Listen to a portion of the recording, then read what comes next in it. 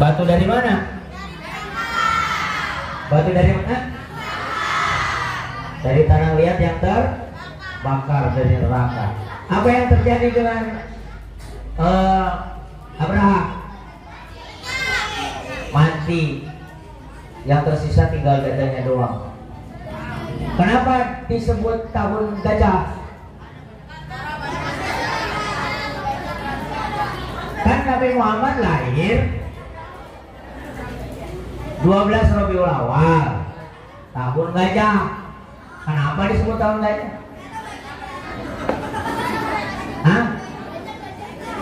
Karena pada tahun yang sama, yaitu tahun 571 Masehi, ada peristiwa besar.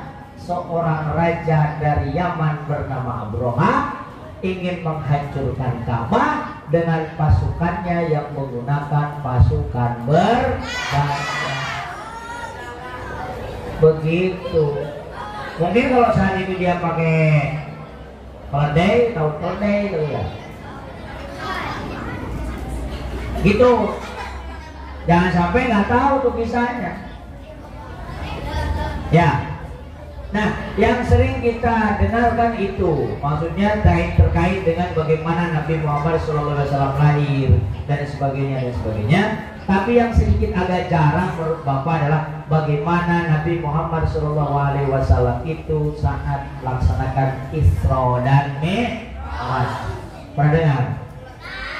Buat apa Isra dan Mi'raj Nabi Muhammad? Buat apa? Hah? Dan ini banyak orang yang tidak percaya karena perjalanannya timbangan satu malam saja. Padahal perjalanan dari Masjidil Haram ke Masjidil Aqsa itu bisa jadi 3 bulan lebih zaman dulu. Itu juga sudah menggunakan unta yang terhebat. Tapi Nabi Muhammad menjalankannya hanya dalam 1 malam. Bahkan setelah dari Masjidil Aqsa ke Sidratul Muntaha ke langit ke-7 untuk menerima apa? Menerima perintah sholat yang sampai sekarang kita selalu melaksanakannya. Bagaimana kisahnya? Mari kita lihat di video berikut ini. Simak baik-baik dan silakan catat apa yang sekiranya perlu kalian catat. Nanti akan Bapak tunjuk siapa yang akan harus menyimpulkan maju ke depan. Siap? Siap? Harus siap. BCR 1. BCR 1. Oke, siap ya? Nabi Muhammad SAW, peristiwa Isra Mi'raj yang menakjubkan. Peristiwa Isra Mi'raj disebutkan dalam Al-Quran, surat Al-Isra ayat 1, surat An-Najm ayat 13 hingga 17, juga di beberapa hadis. Arti kata Isra adalah perjalanan Nabi Muhammad SAW dari Masjidil Haram ke Masjidil Aqsa. Sedangkan arti dari Mi'raj yaitu kelanjutan dari perjalanan Nabi untuk naik ke Sidratul Muntaha, langit yang tertinggi. Tatkala Nabi Muhammad SAW sedang berada di suatu tempat bernama Al-Hijr, beliau didatangi oleh malaikat Jibril. Jibril hendak mengajak Nabi ke sumur Zam-Zam yang terletak tidak jauh dari Ka'bah. Di tempat inilah Jibril membelah dada Nabi Muhammad untuk kedua kalinya. Dahulu ketika beliau masih berusia 4 tahun, Jibril pernah melakukan hal yang sama. Wahai Nabi, tenangkan dirimu dan berbaringlah. Aku akan mensucikan hati dan jiwa. Pembelahan dada Nabi kali ini dilakukan sebagai persiapan untuk bertemu dengan Allah Subhanahu wa Ta'ala. Segala prasangka buruk yang tersimpan dalam hati beliau, meskipun hanya secuil, harus dibersihkan terlebih dahulu. Ketika dirasa telah cukup, Jibril mengembalikan keadaan seperti semula, seolah-olah tidak terjadi apa-apa. Ketika Nabi membuka mata, beliau melihat ada seekor hewan yang menyerupai kuda, lengkap dengan pelana dan tali kekangnya. Hewan bernama buruk tersebut terakhir ditunggangi Nabi Isa sekitar 500 tahun yang lalu. Kecepatan buruk sejauh kedua mata memandang. Wahai buruk, sebaik-baik orang yang menunggangimu adalah Muhammad. Engkau sungguh beruntung hari ini. Nabi Muhammad duduk di punggung buruk, melewati Masjidil Haram Israel menuju Masjidil Aqsa di Palestina. Jibril mengajak Nabi untuk sejenak melupakan kota Mekah yang penuh masalah. Perjalanan pada malam hari inilah yang disebut peristiwa Isra. Sebagaimana yang disebutkan dalam Al-Quran, surat Al-Isra ayat 1. Maha suci Allah yang telah memperjalankan hambanya pada suatu malam dari Masjidil Haram ke Masjidil Aqsa, yang telah kami berkahi sekelilingnya, agar kami perlihatkan kepadanya sebagian tanda-tanda kebesaran kami. Sesungguhnya Dia Maha mendengar lagi Maha mengetahui. Buruk melesat dengan kecepatan tinggi. Sesampainya di Masjidil Aqsa, Nabi menamatkan buruk di sebuah besi dan berjalan memasuki masjid. Lalu beliau sholat 2 rakaat. Selepas sholat, malaikat Jibril membawa 2 buah minuman ke hadapan Nabi Muhammad. Gelas pertama berisi khamr dan satunya berisi susu. Wahai Muhammad, pilihlah salah satu di antara 2 minuman. Ternyata Nabi Muhammad mengambil.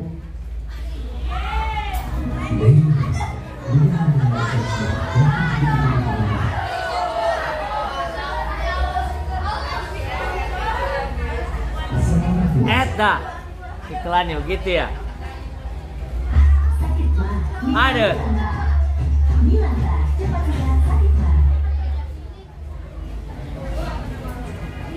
Mengambil gelas yang berisi susu. Wahai Muhammad, engkau telah memilih sesuai fitrah.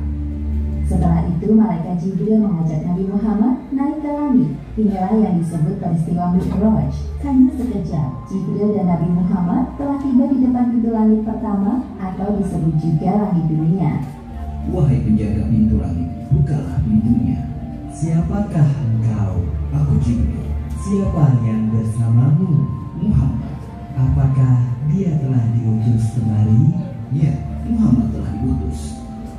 Malaikat penjaga pintu langit segera membukakan pintu dan menyapa Nabi Muhammad. Selamat datang di langit dunia, wahai Muhammad. Sungguh orang terbaik telah datang. Jibril dan Nabi Muhammad memasuki langit yang pertama. Mereka berjalan melewati seorang laki-laki dengan ruh-ruh manusia di samping kanan kirinya. Ketika melihat ke arah kanan, laki-laki itu tertawa. Sedangkan ketika laki-laki itu melihat ke arah kiri, beliau tampak sedih. Siapakah laki-laki itu, wahai Jibril? Dia adalah Adam, manusia sekaligus nabi pertama di bumi. Ucapkan salam kepadanya. Nabi Adam yang mengetahui kedatangan Nabi Muhammad langsung mengenali beliau dan menyapa dengan hangat. Assalamualaikum warahmatullahi wabarakatuh. Waalaikumsalam warahmatullahi wabarakatuh. Selamat datang, wahai putraku yang soleh. Malaikat Jibril menjelaskan penampakan para ruh di sekitar Nabi Adam kepada Nabi Muhammad. Para ruh sebelah kanan beliau adalah ruh para syuhada, sedangkan ruh yang berada di sebelah kiri beliau adalah ruh orang-orang yang sisa. Selain itu, Nabi Muhammad juga diperlihatkan azab bagi orang yang gemar memakan harta anak yatim. Selanjutnya, Jibril mengajak Nabi Muhammad untuk naik ke langit kedua. Jibril kembali meminta izin kepada malaikat penjaga pintu langit. Terjadi percakapan yang sama seperti sebelumnya. Sungguh tamu terbaik telah datang. Di langit kedua ini, Nabi Muhammad bertemu dengan Nabi Yahya dan Nabi Isa. Jibril mengingatkan Nabi Muhammad untuk menyapa keduanya. Assalamualaikum warahmatullahi wabarakatuh. Waalaikumsalam warahmatullahi wabarakatuh. Selamat datang wahai Nabi Muhammad yang saleh. Semoga kebaikan selalu tercurahkan kepadamu. Kemudian Jibril mengajak Nabi Muhammad untuk naik ke langit ketiga. Di sana mereka bertemu dengan laki-laki yang sangat indah parasnya. Wahai Muhammad, inilah Nabi Yusuf. Sapalah beliau. Assalamualaikum wahai Nabi Yusuf. Aku Muhammad. Waalaikumsalam. Ya, aku telah mengenalmu, wahai Nabi Muhammad. Semoga engkau selalu diliputi kebahagiaan. Lalu mereka naik ke langit keempat dan bertemu dengan Nabi Idris. Ternyata Nabi Idris telah mendengar tentang Nabi Muhammad dan mendoakan kebaikan untuk beliau. Selamat datang, wahai saudaraku yang soleh, Nabi yang salih. Semoga engkau selalu dilimpahkan kesehatan untuk berdakwah kepada umatmu.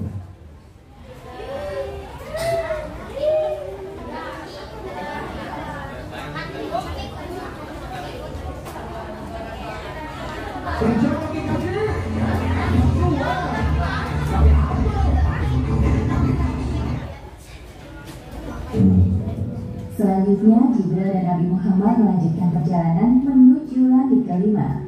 Di sana Nabi Muhammad melihat Nabi Harun dan menyapanya. Nabi Harun menyambut beliau dan mengakui kenabian Muhammad. Ketika sampai di langit keenam, Nabi Muhammad melihat sosok Nabi Musa. Nabi Musa membalas salam dan mengakui kenabian beliau. Namun tiba-tiba Nabi Musa menangis. Jibril yang penasaran bertanya kepadanya, Wahai Musa, mengapa engkau menangis? Aku menangis karena ternyata ada nabi yang diutus setelahku, tapi umatnya lebih banyak yang masuk surga dibandingkan umatku. Setelah berpamitan dengan Nabi Musa, Jibril mengajak Nabi Muhammad untuk naik ke langit ketujuh. Di sana mereka bertemu dengan Nabi Ibrahim. Ya Rasulullah, ini adalah Nabi Ibrahim, bapak para nabi. Selamat datang wahai cucuku yang saleh, senang sekali berjumpa denganmu. Wahai Muhammad, sampaikan kepada umatmu salam dariku. Katakan kepada mereka bahwa surga itu nyata. Tanahnya subur, ada beraneka ragam tanaman tersedia untuk memanjakan mata dan lidah mereka. Semua hal yang mereka inginkan tersedia di surga. Di langit ketujuh inilah Nabi Muhammad diperlihatkan surga. Beliau masuk ke dalamnya dan tidak berhenti untuk bertasbih memuji kebesaran Allah Subhanahu wa Ta'ala. Subhanallah, Maha Suci Allah. Seusai berkeliling surga, tibalah saatnya bagi Nabi Muhammad untuk naik ke Sidratul Muntaha. Pada momentum ini, Jibril menampakkan wujud aslinya sebagai malaikat. Wahai Rasulullah, sebentar lagi engkau akan bertemu dengan sang penciptamu, namun aku tidak bisa mengantarmu. Sebagaimana yang disebutkan dalam Al-Quran Surat An-Najm ayat 13 hingga 18. Dan sesungguhnya Muhammad telah melihat Jibril itu dalam rupanya yang asli pada waktu yang lain, yaitu di Sidratul Muntaha, di dekat janda surga tempat tinggal. Muhammad melihat Jibril ketika Sidratul Muntaha diliputi oleh sesuatu yang meliputinya. Penglihatannya Muhammad tidak berpaling dari yang dilihatnya itu dan tidak pula melampauinya. Sesungguhnya dia telah melihat sebagian tanda-tanda kekuasaan Tuhannya yang paling besar. Tiba-tiba Nabi Muhammad dinaikkan lagi menuju Allah Subhanahu wa Ta'ala. Tubuhnya mendekat kepadanya dalam jarak yang tidak jauh. Namun Nabi Muhammad tidak dapat melihat Allah Subhanahu wa Ta'ala secara langsung. Beliau melihat Allah Subhanahu wa Ta'ala dengan hatinya. Pada saat itulah Allah Subhanahu wa Ta'ala mewajibkan hambanya untuk sholat 50 kali sehari semalam. Setelah Nabi Muhammad menerima tugas dari Allah Subhanahu wa Ta'ala, beliau turun. Di langit keenam, Nabi Muhammad berjumpa dengan Nabi Musa.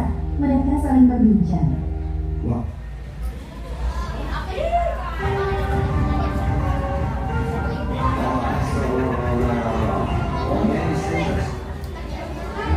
wahai Nabi Muhammad, apa yang Allah perintahkan kepadamu?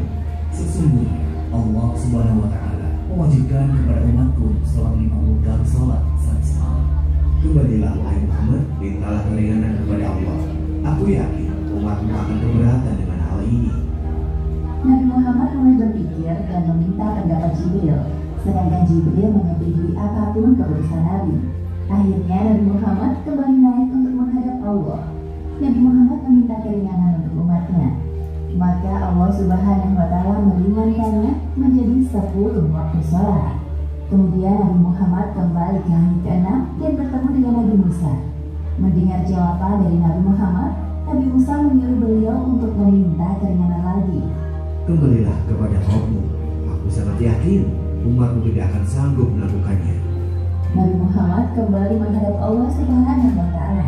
Lalu Allah Subhanahu wa Ta'ala meringankan menjadi 5 kali waktu sholat. Nabi turun lagi ke langit ke-6. Di sana Nabi Musa telah menunggu Nabi Muhammad.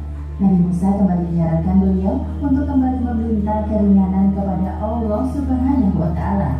Wahai Nabi Musa, aku telah malu kepada Rabbku. Aku rela dengan keputusan ini. Kemudian Nabi Muhammad berpamitan dengan Nabi Musa dan meneruskan perjalanan. Ketika itu terdengar suara dari langit.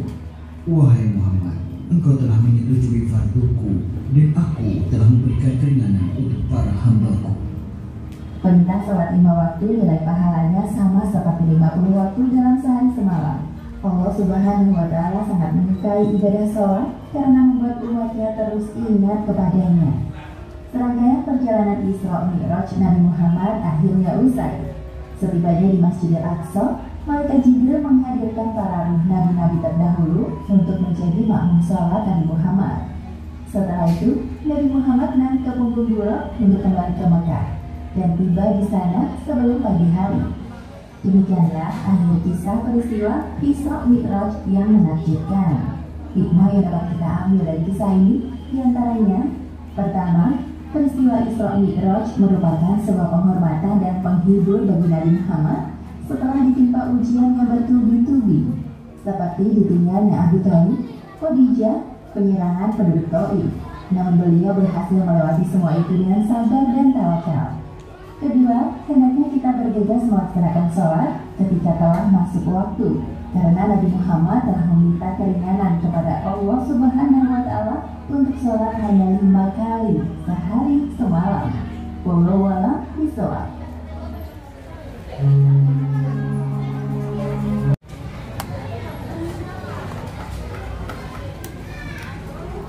Cek.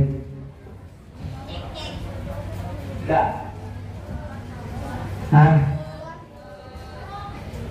Pernah dengar kisah tadi? Pernah dengar kisah yang tadi? Sesering mana dengan kisah Maulid? Seringan tentang Maulidnya apa seringan Mi'rajnya? Nah, itu gambaran tentang bagian dari kisah Nabi Muhammad SAW. Ada filmnya ya, cuma waktunya 5 jam lewat. Kalau mau tonton kisah lengkapnya bagus, ya silakan. Mulai dari beliau lahir sampai beliau meninggal dunia, ada dipisahkan di sini. Sengaja Bapak ambil kisah yang ini karena ini agak jarang. Bagaimana kita tahu tentang proses diwajibkannya sholat? Dari mana sih itu kan gitu? Ya, biasanya begitu. Nah inilah prosesnya Nabi Muhammad menerima perintah sholat, dan keunggulannya walaupun 5 kali sehari semalam, tapi pahalanya sama dengan pahala waktu sholatnya umat Nabi Musa. Umat Nabi Musa berapa waktu? 50 waktu. Tapi umat Nabi Muhammad berapa waktu? 5 waktu. Tapi pahalanya sama dengan yang 50. Makanya kan tadi Nabi Musa agak apa? Bukan protes ya. Apa namanya? Hah? Bertanya-tanya ya. Ini. Bertanya-tanya. Oh bisa umat Nabi Muhammad lebih banyak yang masuk surga dibandingkan dengan umat Nabi Musa. Nah itu kan nih, tadi nih, coba ada yang nyetat ya tadi. Nah, ini Mekah, ya.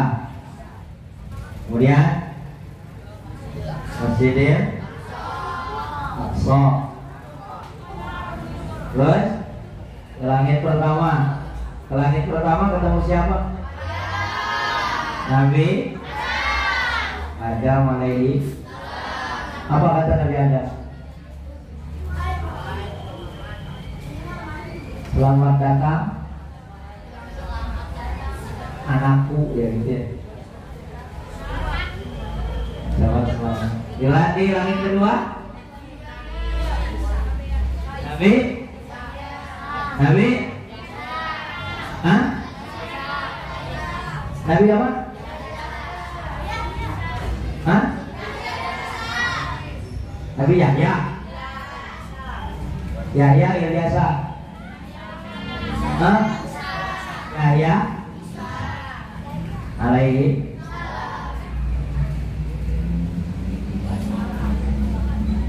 Terus lahir ketiga? Hah? Nabi Yusuf. Lahir keempat? Nabi itu